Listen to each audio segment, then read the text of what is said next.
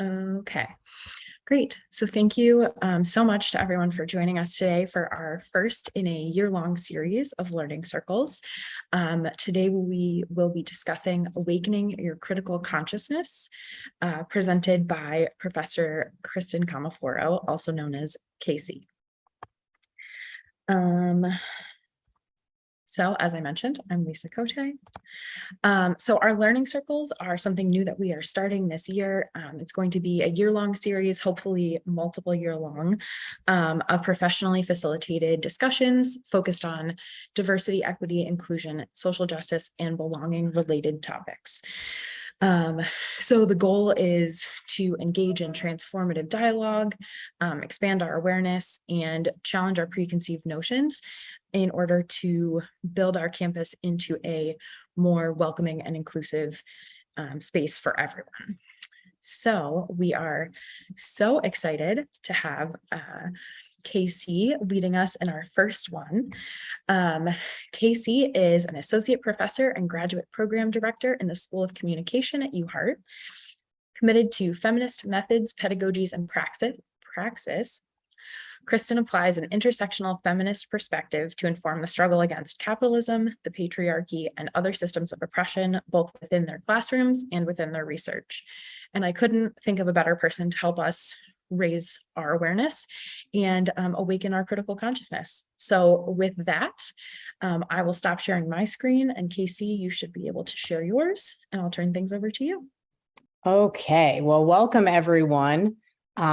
Thank you so much for being here. I think that we all thought we were done with this. We were done with Zoom problems and feedback problems and all those kinds of things. So I'm happy that we can kind of get the show on the road and start to think about ways in which we can awaken our critical consciousness. So have no fear, we will talk about what a critical consciousness is. And so we've got a lot of work to do today. As we get started, I think it's important, specifically since this is a critical consciousness talk, but also because this is just good practice. So I want to start by watching a short video on the importance of land acknowledgements. I'd like to recognize the Algonquin Nation, on whose traditional territory we are gathering. We acknowledge them as the past, present, and future caretakers of this land.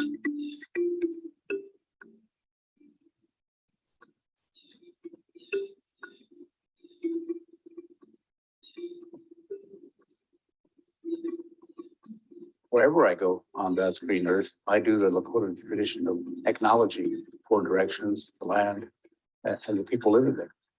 Uchimaka, as I call Grandmother Earth, the land, I view her as a sacred, living entity, and that's why we acknowledge it in, Lakota thought and philosophy. As a Native person, I'm ready for any kind of confrontation that might come up, or I'm preparing myself to remind people of all those things that they forget about. I was at a meeting in Minneapolis, and the room was primarily non-Native people. I was in a non-Native organization, but this executive director got up and said, okay, we're gonna get started. So everybody, was sitting down and getting quiet. And she said, I'd like to get started by acknowledging the indigenous culture of Minnesota. And I was like, wow. And it just made everything like fall away a little bit from me. My guard went down. I was more relaxed because by saying that, that means she understands something that is just like, you can't talk about, right? It just relaxed me as a minority, as a woman, and as a Native person. It just pulled away this layer that's always there. It was super cool. We're at a time where non-Native cultures are understanding the traditions of Indigenous peoples for probably the first time in our histories. So when I go to New Zealand, the protocol is to acknowledge each other's ancestors and your mountains and your rivers. And that's such a beautiful tradition.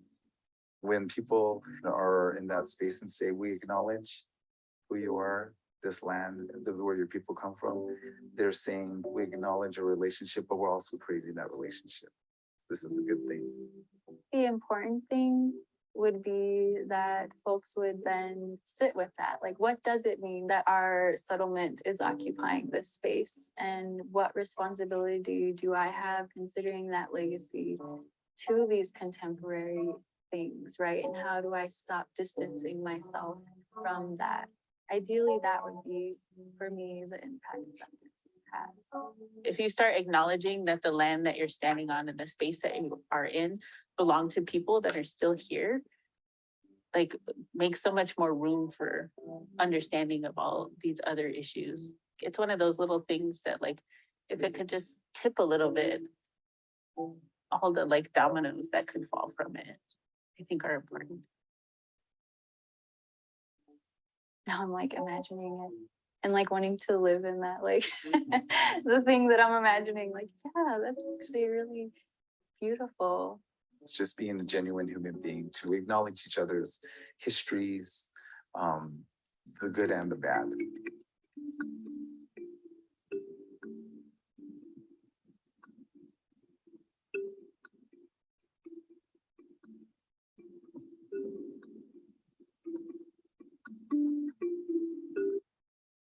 So that says a lot about critical consciousness. Critical consciousness is a reminder of what we often forget.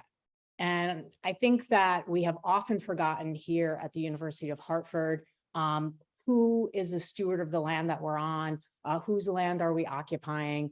And so we've been working hard to acknowledge that. You'll see here our land acknowledgement for our university. This marks the land that we are on right now. I'm in the Wild Auditorium. Some of you may be on other aspects of our campus, and these are the indigenous peoples who we acknowledge as holding the land for us and providing the land for us. So you're going to hear a lot more about our land acknowledgement at the university. It's something that we will be celebrating, specifically in the next couple of weeks and the next month. And so it's an important piece of our critical consciousness to acknowledge the past, to sit with it in the present, and then to plan and work towards a more equitable future. So these are important things, and they're very relevant to our conversation today. But as we get started, I'm curious to see where y'all are at in terms of what you think about critical consciousness. So, when you hear that word, what do you think of? What's like a definition? What does it mean to be critically conscious? If you scan through the QR code that you're looking at right now, or if you follow the link that's in the chat, it should lead you to something called Padlet. And there's a little circle with a plus sign at the bottom you can click on and just type in a couple of words or a short idea of, what do you think when you think critical consciousness? What do I mean? All of these are anonymous. This isn't a quiz. So this is, we're all getting A pluses for participation. So I'm going to open up my Padlet here. Let me just switch myself over and see if we can see what, several people we're writing. So hopefully these are just going to pop up here. And then we can have a little kind of conversation, a little check-in of where we're at in terms of our critical consciousness.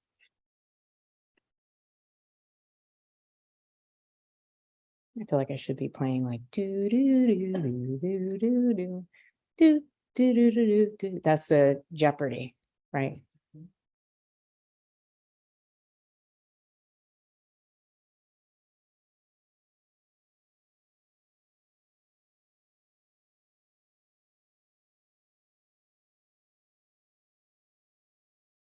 All right, here we go. Everyone's going to be anonymous, so we'll all be good here. Becoming aware of different perspectives and gaining knowledge, understanding and knowledge. Okay. Now that we've got one, first domino.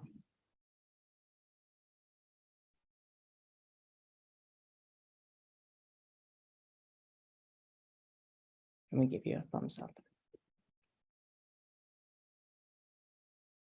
Awareness, empathy, and action. What a great word, empathy. I love that.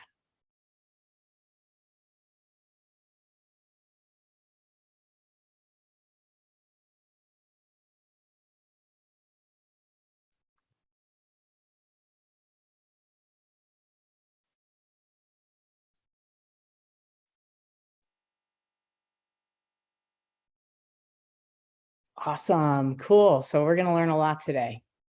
Becoming conscious of unconscious implicit biases. Okay. Wow. Some of us have studied some of this stuff before. To have the knowledge and respect for what makes people their own person. Cool. Respect and empathy. I think those are two really great kind of emotional responses that we can have. Thoughtful and active reflection on our impact in the world, past, present, and future. Awesome. So I know a couple of y'all are still, I'm moving my thing down here so I can look at everybody's. I know a couple of y'all are still typing. So, you know, we seem to have a pretty good foundation of what it means to be critically conscious. Let's take a look though. I'm just going to switch myself over back again. Let's see.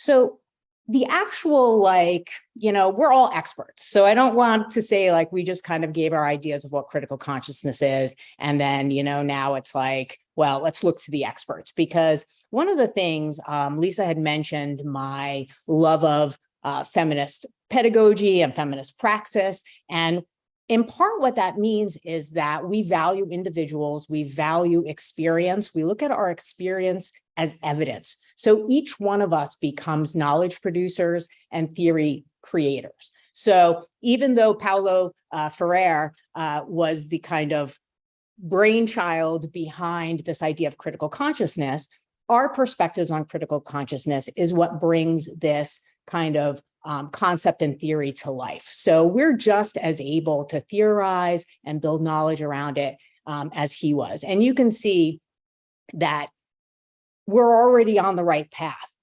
He looks at critical consciousness as this kind of way that, well, first of all, it's based on education and the idea that the oppressed can find liberation through education. So they kind of build a knowledge and understanding, they get empowered, and then they're able to envision and achieve these kinds of transformations in their own world.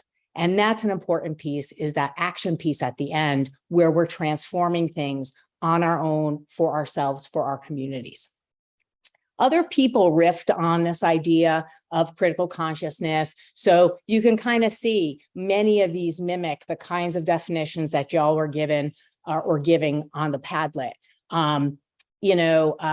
There's a lot of thinking involved in critical consciousness. Sometimes when we think of a consciousness, we think about our thought processes and we think about what goes on in our minds. But what I liked about your definitions was that you recognize that while it is a lot about thinking and that kind of cognitive processing, it's also about action. And so I think the last two bullet points on the screen here are really more along the lines of the definition that I would prefer for critical consciousness. One that includes, critical analysis, understanding your place in the world, and then being able to change them. That last bullet point, I think, is the most powerful: the antidote to inequity and the prescription to break the cycle. So, when we see oppression, critical consciousness is what we can use to interject, to disrupt, and to liberate. Clicking around. So what can we do to awaken our critical consciousness? So a critical consciousness is kind of built in 3 stages. It's a process. Reflection, where we build that awareness and that understanding. Recognition, which is where we become empowered. We start to see ourselves as being able to make change. We have faith and a belief that we can do it. And then finally, the action piece, which is, of course, going out and doing it, participating in activities that can and will make change. And so since our topic today is about awakening our critical consciousness, we're going to focus a little bit more on the reflection, the first stage of the process, because it's almost like you need to really get a critical consciousness and then put it to work through some of these, the 2 second stages of this process as a whole. So we'll be a little top heavy on the reflection side, because I think that that is where the critical consciousness is really being activated and awakened. And then we're using that to move forward through the other 2 stages. Notice too, I mean, language is really interesting because it, little subtle differences tell a tale. We're using terminology like activate and awaken a critical consciousness, because I want us all to know that, like, we have a critical consciousness. It doesn't matter if, you have a high school education, whether you are a PhD, it doesn't matter whether you are 8 years old or 80 years old. We all have this critical consciousness within us, because we'll find as we start with our conversation of reflection that our critical consciousness is going to start with who we are. It starts with ourselves. It starts with this kind of social analysis or analysis of power, where we start to look at, who am I? How does the world work? What is my place in this world? How is everything kind of working to produce the social context or the social reality in which I find myself? That's a hearkening back to Paulo Freire, who really focused on the realities of oppression. So we get a lot of mixed messages, I think, from the media, from institutions that distort a reality. We're the only ones who live our reality. And that's why we're going to center ourselves. We're going to start with this reflection. It starts with who am I? And then it moves from there. So who am I? Hopefully we have some sort of an idea. Sometimes this question is more difficult than it appears to be. But what are the kinds of things that define your life's experience? So what kinds of things matter to your ability to navigate through the world? You can see by this identity mosaic that, there's all sorts of categories, but like, what kinds of things really drive who you are? So let's go to our little Padlet again and see, put a couple of words that maybe describe some of the most important identity factors that you feel really drive your presence in the social order and in broader society, whether we're talking here on campus, in your family, et cetera. Let's see what we got.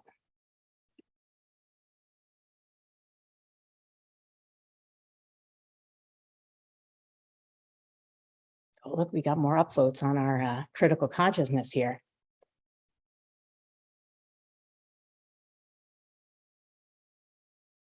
Oh, this is one I didn't get to see before. Here you go. You predicted where we were going, awareness of roles and identities.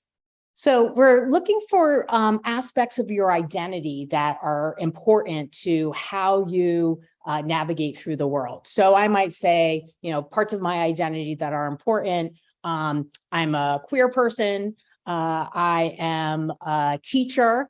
I am a friend. There's a variety of things that are important to us and really shape our personality, our behaviors, our thoughts, and the way we're received by others, et cetera. It's fun to see who we have in the room, especially because I think I might be the only face you're seeing. So let's see who else is here. All right, here we go. They all start to pop up at the same time. First person to go to college, first generation college student, rage, ace, size, open-minded, talkative, notice how there's all different things that we're focusing on. You know, some of us are, you know, using those kind of demographic descriptors, age, race, gender. Others are using what I would call psychographic descriptors that are more about our values and our lifestyles, maybe personality traits, disability, oldest child of an Asian family, Gen Xer, another Gen X in the house.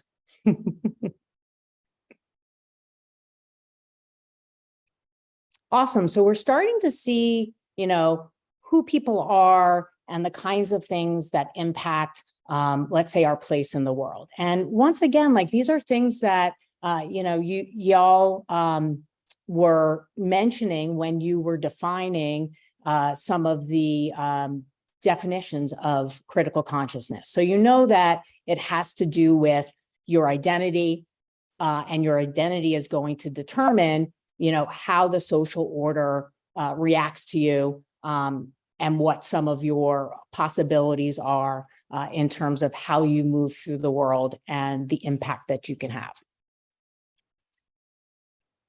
So one of the other things that is important when we think about developing a critical consciousness, sometimes I define critical consciousness as understanding how the world works, and figuring out how to change it. And so I feel like it's important to talk about oppression and how oppression works, because one thing that we see in this world today, I hate to throw around the word neoliberalism because I feel like I'm like becoming like, you know, really out there in terms of theories and things like that. But our cultural moment is shaped by neoliberalism. It's very capitalist. Everything is a competition. We value the individual. You know, everyone's told to work harder. And, you know, if you're not succeeding, it's because you're lazy, you haven't worked hard enough, and that you should just kind of keep going and push forward.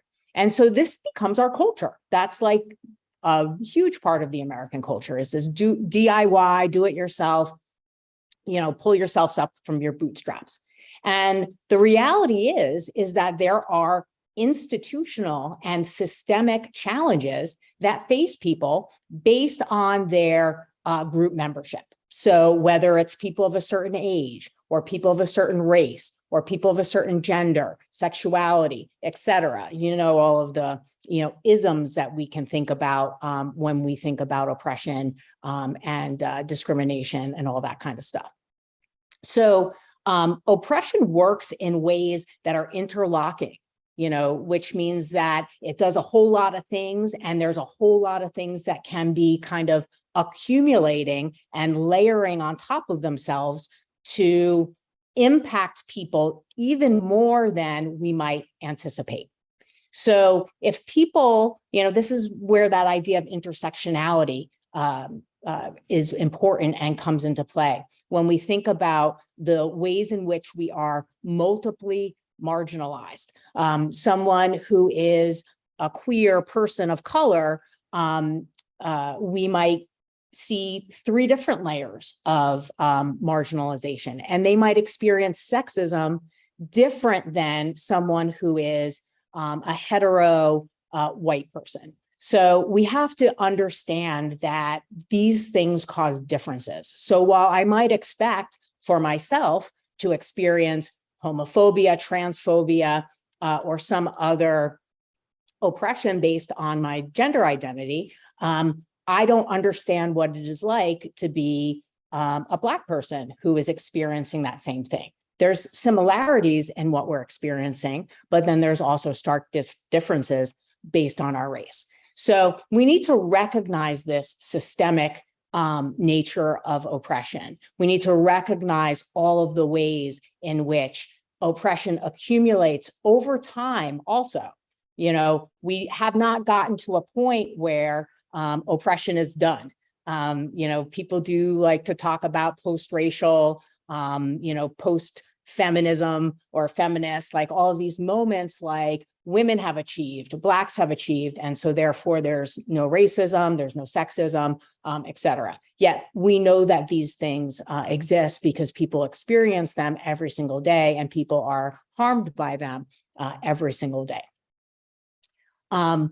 One last thing about oppression. I mean, there's lots to say about oppression, but just to kind of keep us a little bit on track, because I totally lost track of time, is that, as I said, it's institutional, meaning that it's part of a system. It's kind of baked into the way we learn at schools. It's baked into our media. So all of these things contribute to the realities that people are bringing to the table. So when we recognize that there is a system that is underlying this, we're starting to open up our critical consciousness because we're beginning to understand the way that the world works. We also can kind of overlay oppression a little bit more with our identities. Because oppression is going to kind of weave in and out, and it can work either for us or against us based on, who we are. As I said, what groups are we a part of? What's important for us to recognize is that we're all implicated in this. So you can see this, I don't know, this is the wheel of oppression or the privilege oppression wheel, which maybe is not super like, I don't know, not a happy visual to be looking at. But I think that it makes its point because I am sure that we can go through this wheel and we can identify ourselves along these points. Someone mentioned disability. So if you look to the bottom, kind of towards the middle of the slide, you see disabled people, mentally ill people, and they're on the oppression resistance side. Healthy, non-disabled people are on the privilege side. So as we go through this, we see that real binary thinking of good and bad, disabled, non-disabled. And, that's another function of oppression, is that everything becomes categorized into these binaries. So in order to unlock our critical consciousness, we start to try to break those binaries, move away from that. What if no one was disabled? If we had a world that was completely built for accessibility, nobody would appear disabled. The only reason why people appear disabled is because they leave their homes, and they go into a world that was not built for them.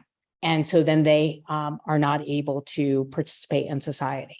But if everything was accessible, we wouldn't see a difference. We would just see people out in the world living their lives with an ease. So when we break the binary, we start to open up that critical consciousness. So that's an exciting thing to try to do.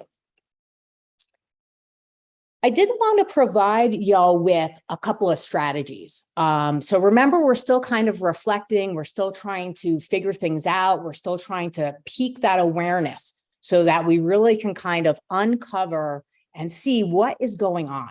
Why is the world the way it is? Why are some people marginalized? Why are others not? And so I lean on Mari Matsuda, who is one of the, almost one of the founders of critical race theory. And I love to talk about critical race theory because no one wants you to talk about critical race theory. And also because no one knows what critical race theory is. Essentially, it is a mode of analysis that leans on a lot of stuff that I just talked about, the systemic nature of oppression. So racism is not just a one-off deal. People don't do racist things. We have racist systems. And that's kind of, the really foundational thought of critical race theory, which is by no means radical or wrong in any stretch of the imagination. So Matsuda encourages us to ask the other question.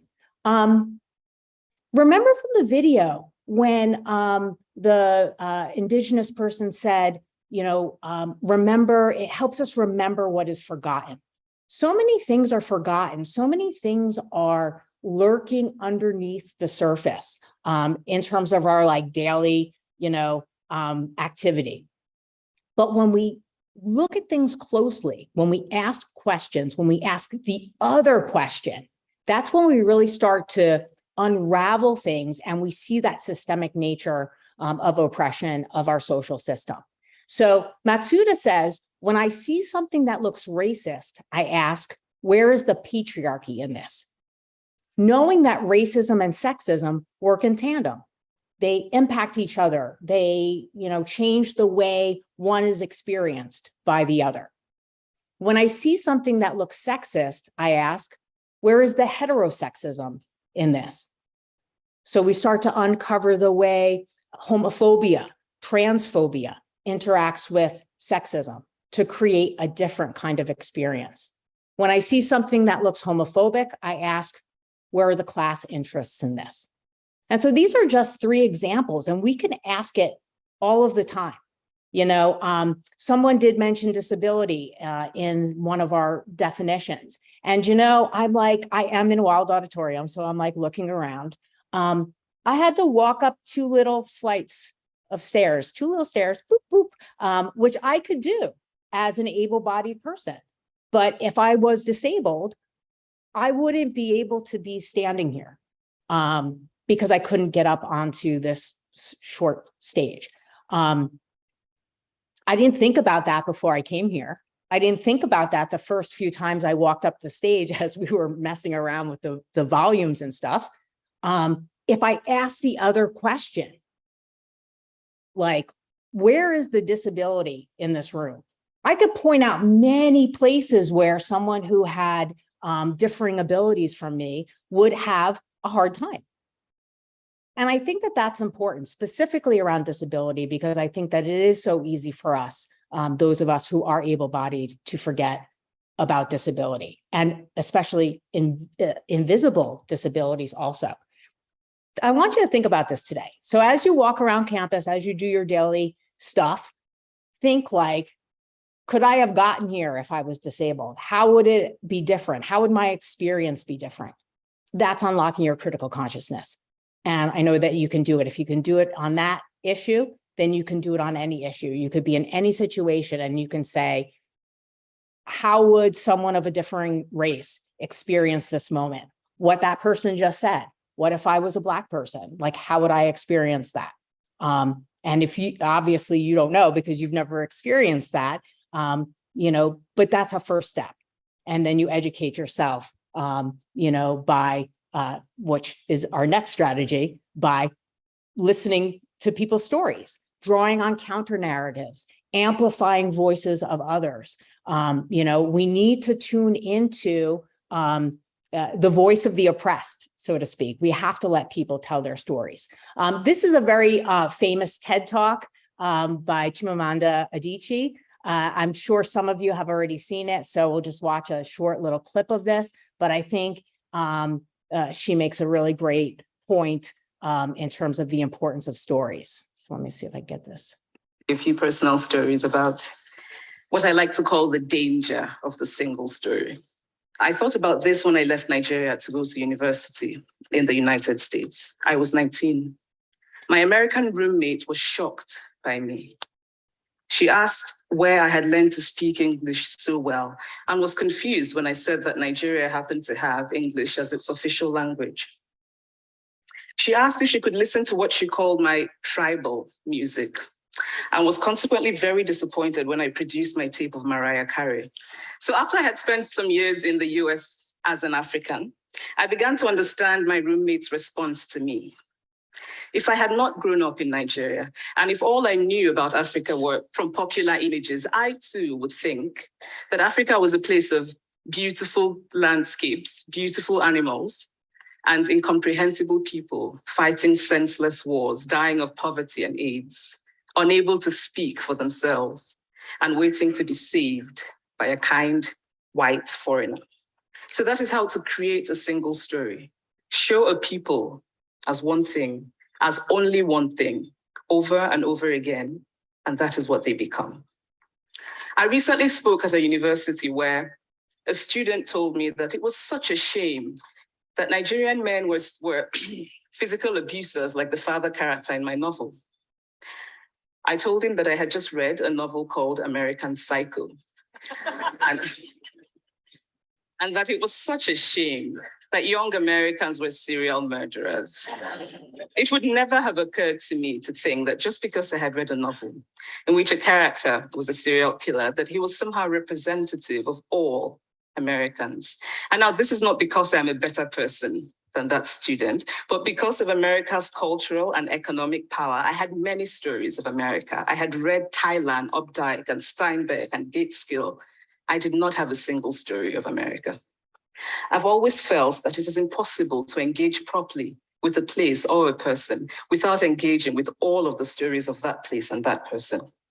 The consequence of the single story is this: it robs people of dignity. It makes our recognition of our equal humanity difficult. It emphasizes how we are different rather than how we are similar. Stories matter. Many stories matter. Stories have been used to dispossess and to malign, but stories can also be used to empower and to humanize. Stories can break the dignity of a people, but stories can also repair that broken dignity. So very powerful in terms of the importance of stories. I use storytelling a lot and the idea of narrative in my classes. So I think that's a good way that we can use this to kind of unlock our critical consciousness.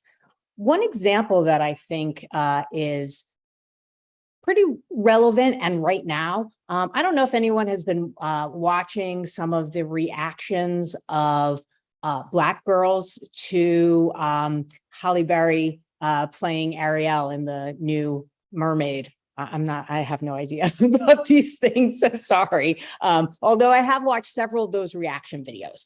And I think it shows us the importance of stories, because when these girls see themselves, they see stories of themselves, they are touched and they are empowered and they feel belonging.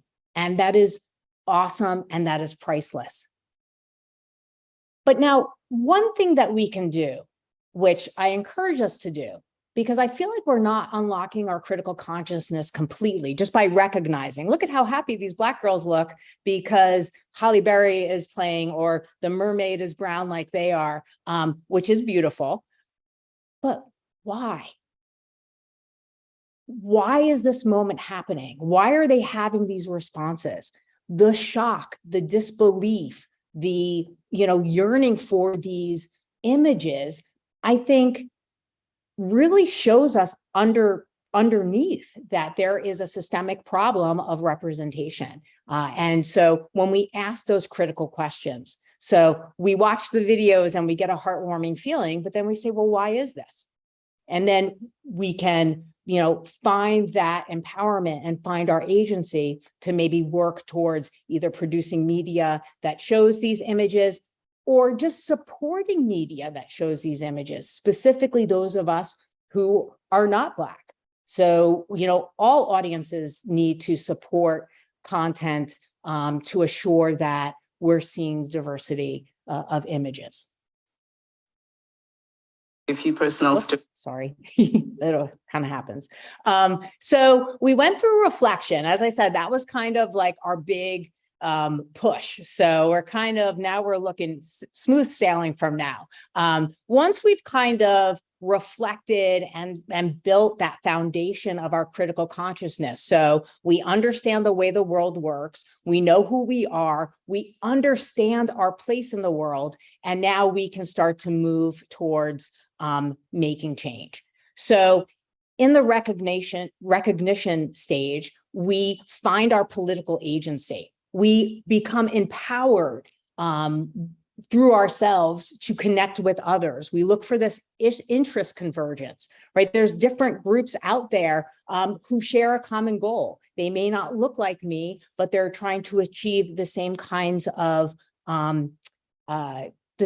objectives that I'm trying to achieve. We're going to make connections between, global issues. What impacts me impacts others. We're going to build coalitions and solidarity. recognition really reminds me of feminism. Back in the 1970s, we did this. I was alive in the 1970s, so, but it wasn't me doing this consciousness raising. Groups would get together, groups of feminists would get together and they would talk about the issues in their lives. And they coined the phrase, the personal is political, because as individual people, what they experienced was an individual problem. When they got together and they raised their consciousness together, they realized what is my problem is your problem. It's our problem. It's everyone's problem. And that's where we find recognition and political agency, is by not being alone and feeling the power that we have when we band with one another. And there are several organizations. I've listed a couple of them here in Connecticut. I think Lisa's going to drop maybe some links. There's some extra ones in there. These are just ones that are like in the state of Connecticut. Big ones like we know BLM, ACLU. Those are ones that we kind of have off the top of our heads. Also on campus, don't forget that we have a whole host of organizations, Brothers and Sisters United, Spectrum, the Asian Student Association. There are tons of different groups that are out there who are just like you and who have the same kinds of issues and concerns. And together we can recognize that power and we can make change that will be good for everyone. So kind of along the same lines, we move to our social action. And we all know the things that we can do to be socially active, kind of taking us from this thinking and feeling into the doing mode. The two that I really want to talk just a little bit more about is being an ally. And then we're going to watch something really quick about voting, because voting is probably one of my favorite things. And we are right around the time to do some voting. I find, though, that when it comes to allyship, like oftentimes we throw the word around. So it's like, well, what are you going to do for social justice? Well, I could be an ally. Okay. And anyone can be an ally, but we want to really focus on being an authentic, a committed, and a productive ally. And that means that we have to follow some of the rules. Remember all of that identity work that we did in reflection mode. We recognized ourselves and our place in the system. Some of us, like me with white skin, I have a certain place in a system that gives me a privilege over others in the system. So when I show up to a Black Lives Matter protest, or when I join Black Lives Matter, I don't push everyone aside and pull up the mic and start to give a speech. You know, you can see here, that's probably, well, that's really bad allyship. That's not allyship. You know, oppressed people don't need others to save them. What they need are people who are going to fight with them and people who are going to stand behind them. So we have these things called stand in front allyship, which is no, we don't stand in front. We've got side-by-side leadership where we're standing next to the oppressed and we're fighting with them. But probably the best is the kind of stand behind allyship, where we hold space, where we have people's backs, where we're doing the amplification of voices. We don't need a savior. We need like what we call capacity building. We need more and more people to amplify this voice so that it gets heard. They have a voice and it knows their experience way better than someone who has not experienced that. So standing behind, being a true ally, which takes no spotlight, which holds space and kind of supports and has the back of the group that you know, that needs that extra kind of person power, keeping their fight up. And then I think this is one of the last things that I'm going to touch on. This is a little bit about voting. And there's a couple of things in this short video that I think are really interesting. So let me play this and then we'll have a quick conversation. We plan to vote this November. 100%. You cannot stop me. I will be voting. Hi, everyone. My name is Imani Barbarin. I'm from Pennsylvania, and I have cerebral palsy. I'm a disabled Black person, so that means that every single thing that happens in a legislative session, by Supreme Court justices to the president to local officials, has an impact on my life and my ability to move around society. So in terms of what inspires me, my personhood, my body, everything about my politic is written on my skin. And so it's extremely important for people who are in marginalized communities, in the disability community, in the Black community, to vote wherever they can and whenever possible. We should have a hand in creating, and it starts at the ballot. A lot of legislative bodies, a lot of politicians like for us to go to them, for us to beg them to notice us. But we really need politicians that will step down from their place of power and come to our communities and come to our spaces. That starts with everything from plain language guides to making sure ASL is available at any event that they hold, to making sure that Black ASL is used as well for African Americans who are deaf. A little abrupt ending there, sorry. So I really wanted us to hear Imani's voice, describing why it is so important for her in particular, but really for all of us to be active voters. Notice her intersecting identity points that put her in a position in which her systemic challenges are amplified because she is a Black, disabled woman. All three of those things interact in a way that are going to impact her in ways that put her at kind of like an even stronger position to be marginalized. So voting is super important. This was 2 years ago, so we are coming up on elections. So please do keep an eye out for, I want to say it's November. I don't know the actual date, but November 8th, I was going to say 7th, so close. November 8th, I'm sure there will be voting drives on campus. If anyone needs questions or has questions about how to register to vote, email Lisa and she will help you figure that out. No, you could email me. You could go to GSU and the Department of Student Engagement can help you there. In any case, so we've learned quite a bit. Sorry, I did it again. I made it go this November. Okay, no. Yay. Okay, so here we're kind of back where we started, just to give ourselves like a quick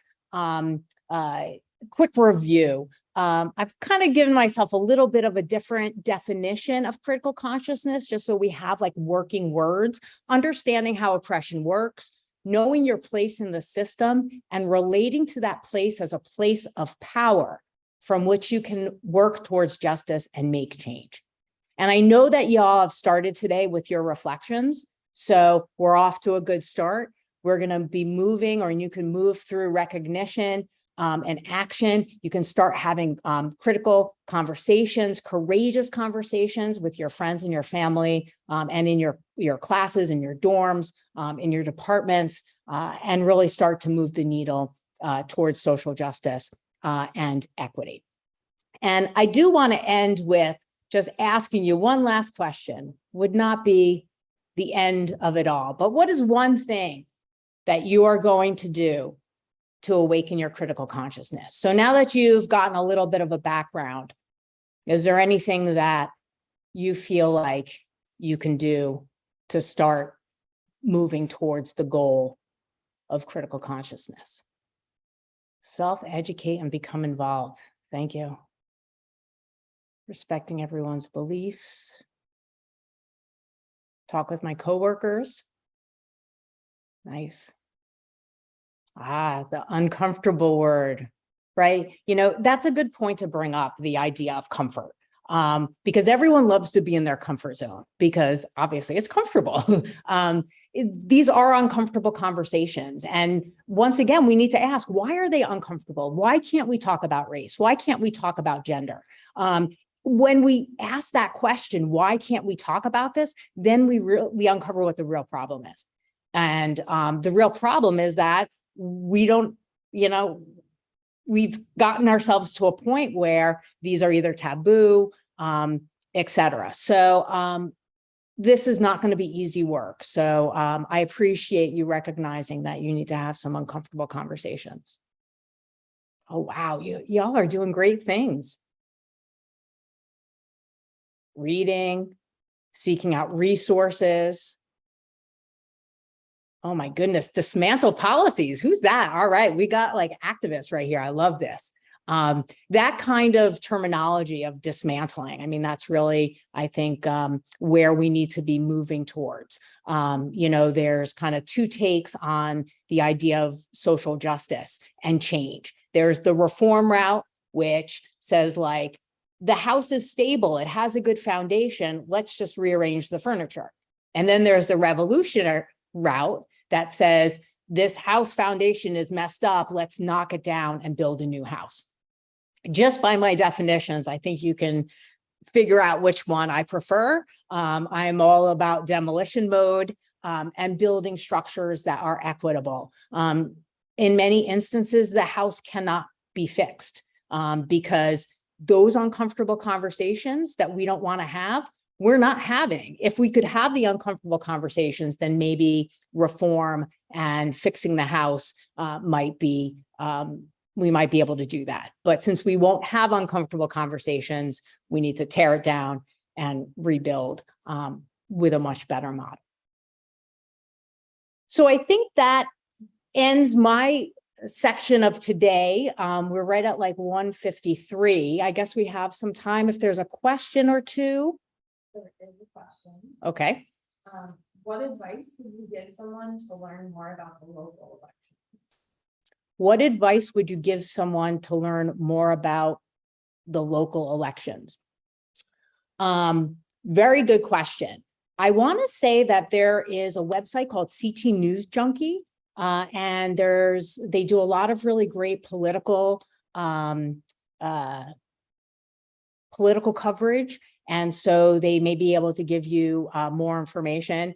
I think just kind of keeping your eye out on the news, you'll see like if there's debates in your area or if there's candidates that have information that they've been sharing. I do know that we have some communication faculty who are really involved with political communication. Professor Chiara, if anyone's a communication major. If you want more specific recommendations, I would say email me. I'm going to share my screen so that y'all can see my email address because I certainly will get more specific. And I am sure it's comeforo@hartford.edu. I am sure that I can hit up Adam, Professor Chiara, to give me some better advice specifically for local. He may also have some events on campus that can help you get some information. How would you define feminism in 2022? How would I define feminism in 2022? Well, I guess it depends if I'm like looking at feminism or if I'm just defining it like from my gut. My definition of feminism is always the struggle to end sexism, right? So like the eradication of sexism. I often start to think that maybe if we eradicated gender, like the gender binary specifically, then we wouldn't have sexism. And then, feminism would have achieved its goal. But I think that that's more of like my practice or my beliefs on feminism. When I look at feminism right now, just from an issue perspective, I think that feminism is starting to do really better in terms of being trans inclusive, and also just kind of body inclusive. In the past, it's been really non-inclusive and very much focusing on cis women. While we have several we have people of all genders that that may have a female anatomy, but have a different gender identity. So feminism has gotten better in 2022, I think, of recognizing that, specifically under the reversal of Roe v. Wade. Feminism has really built coalitions, I believe, with the LGBTQ plus movement, recognizing that reproduction is a queer issue as much as it's a feminist issue. And I think that these are ways in which we're going to see that we can be more successful. We saw with recognizing our power, we need to build those coalitions and we need to have solidarity with each other. So I think that's a good thing.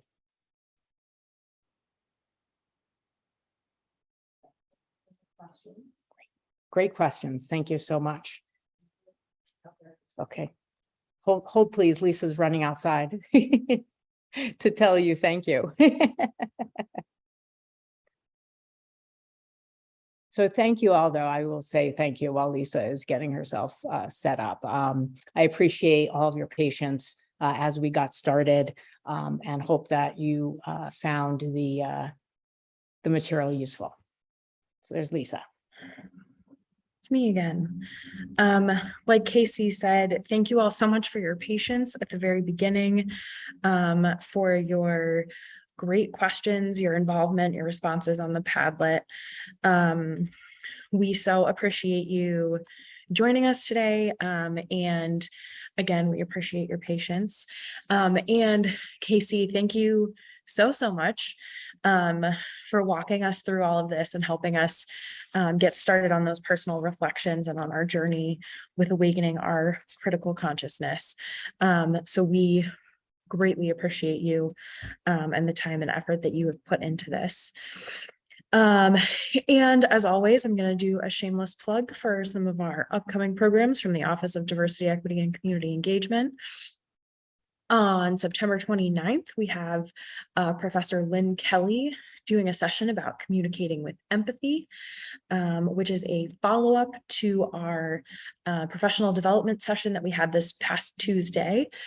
So we hope some of you will join us for that. I'm just going to leave it up a sec in case anybody needs to take a picture of that QR code. Then we also have a Creating Visibility and Belonging panel series. This is a year-long series that we are working on. It will feature members of our campus community as our panelists and our moderator, and they will be sharing their experiences, the nuanced needs of individuals, of their identities, and hopefully making us a more inclusive and welcoming campus community for everyone. So we are looking for panelists and moderators for most of these, as well as hoping that folks will attend. So each individual one will be listed in UNotes with a registration link, but this QR code will allow people to register or sign up to be a panelist or a moderator. For our DEI lecture series this semester, we have Lucy Ann Hurston, who is the niece of Zora Neale Hurston, and she will be coming to talk about her aunt's works and the complexities and intricacies of race through the works of Zora Neale Hurston. So that will be October 11th, and you can visit hartford.edu/rogo to register. And I just advanced the slides before I was ready, but it's fine. And we also have our fall community book read. The book is Begin Again, James Baldwin's America, and it's Urgent Lessons for Our Own. And that will be facilitated. There will be 2 sessions covering different themes in each one. And that will be facilitated by Professor Bilal Sakou. So we hope that you all will join us for these and the host of other programs that we are actively working on putting together and getting into UNotes. So please be one of those people that actually reads UNotes like me and come to our programs. So thank you all again. Thank you again, Casey. I hate that the webinar doesn't allow the clap, the hands, the clapping reactions or any kind of reactions, but I'm clapping for you. So thank you all and have a lovely rest of your Thursday.